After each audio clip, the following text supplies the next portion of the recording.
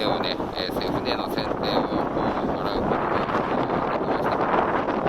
時々ここが漏れて波を見ていましたけども、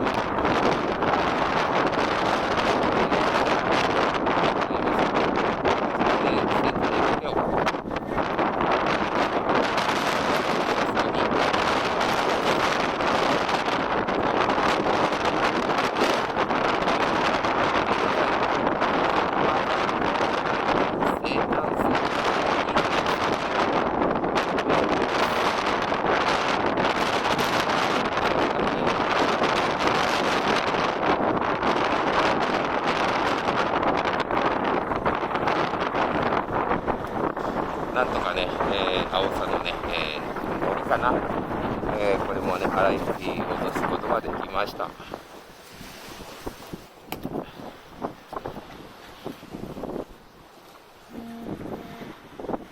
ドライブ周りのね、のりなのかな、私はあんまりよくわかんないですけども、いっぱい、散乱してます。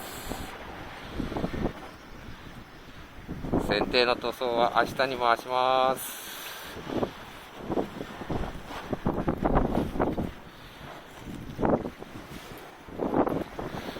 さて、このまま海の方を見てみます。